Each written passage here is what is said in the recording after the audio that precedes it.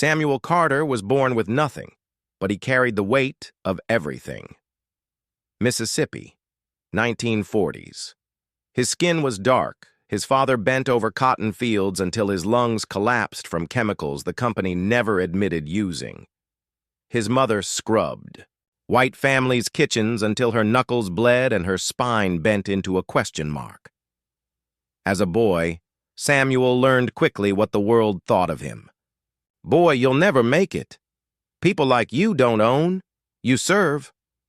Every corner whispered limitation.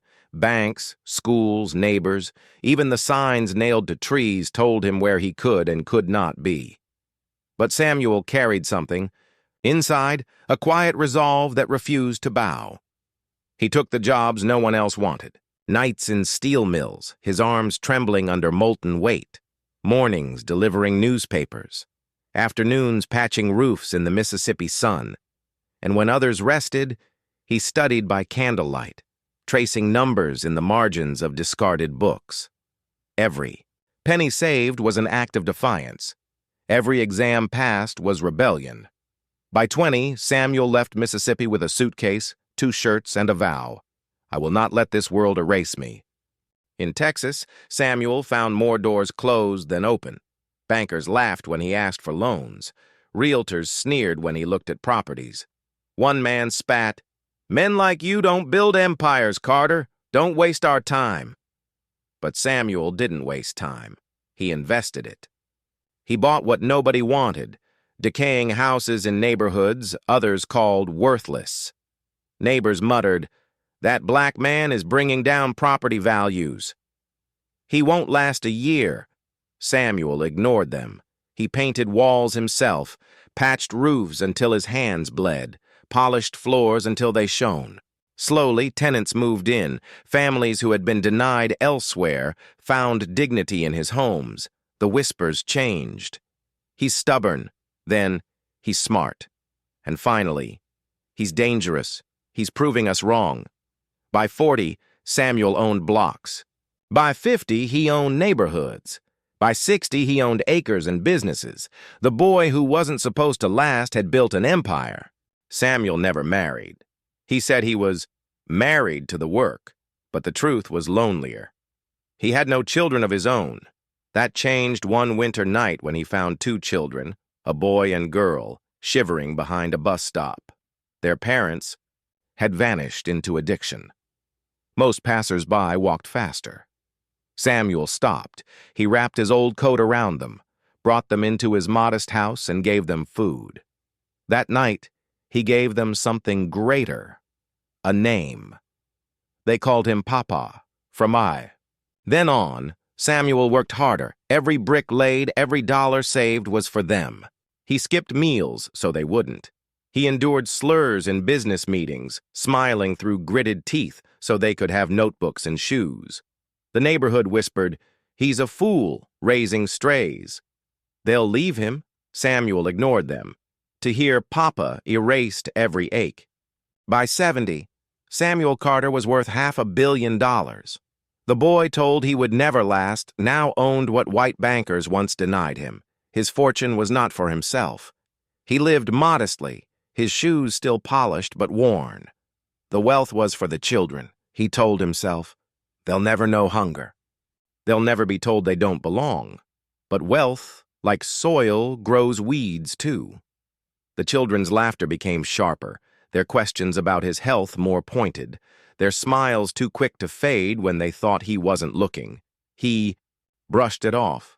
"Suspicion is poison to love," he whispered, until the night he passed their door. The voices were low but clear. "Why wait so long?" the boy whispered. "He's already weak. If he slips faster, everything is ours." Samuel froze, his palm against the wall. His chest burned. "The pills," the girl said. "Just adjust them. No one questions when old black men die. The world expects it." Then the boy laughed. "Papa's whole life he preached about racism and struggle. He wants the world to worship him for being a martyr. We're not even his real kids. Why should his name live forever while we're stuck carrying his shadow?" Laughter. Cruel. Casual. Samuel staggered back. The children he had rescued were plotting his death, not just for money, but to erase the story of his struggle. Tears blurred his vision. He had endured slurs, rejection, humiliation, but betrayal from his own? That was the deepest wound, and yet, beneath the grief, a fire sparked. They would not write his ending. Samuel called the police. His voice trembled, but his words were sharp. He told them what he had heard, showed them the bottles he suspected were tampered with. The officers asked, "Do you feel safe, Mr. Carter?" Samuel's voice cracked. "Not with the snakes I fed in my house. But I will be." The police advised him, "Act natural. Let the trap close." That night, Samuel forced a smile at dinner. "Tomorrow," he said, "the lawyer comes. We'll sign everything. All of it will be yours." The children's eyes gleamed. They believed they had won. The next evening, the table was set. Samuel sat at the head, Bible beside him. The children arrived in sharp clothes, laughter careless. Halfway through the meal, a knock at the door. "That must be the lawyer," one said eagerly.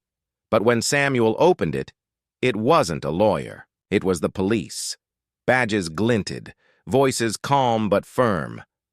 "Mr. Carter, we're here regarding conspiracy and attempted harm against you." The children froze.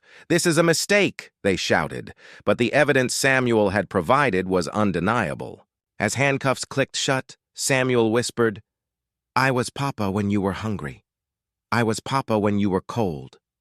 But Papa does not raise vipers."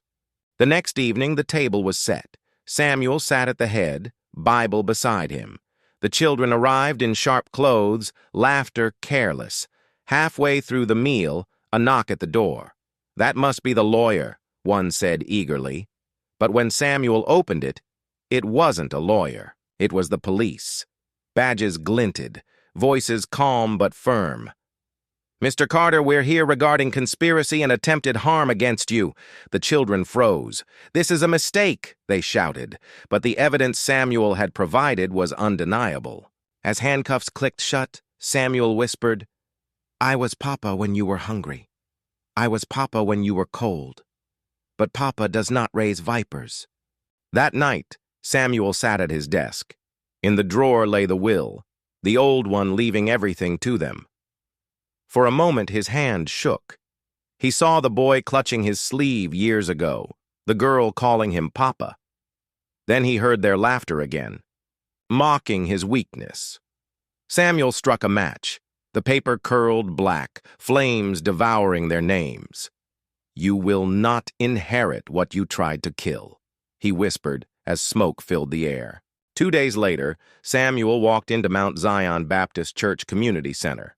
The same church where he had once been turned away as a ragged boy, now rebuilt with his donations. Children ran through the halls. Mothers lined up for food.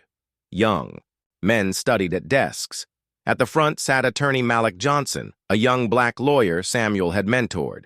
Samuel sat, pulled out a pen, and signed a new will in public. His empire, the land, houses, businesses, would fund scholarships for black youth denied opportunities, shelters for abandoned children, and business grants for those refused loans because of skin. The crowd applauded.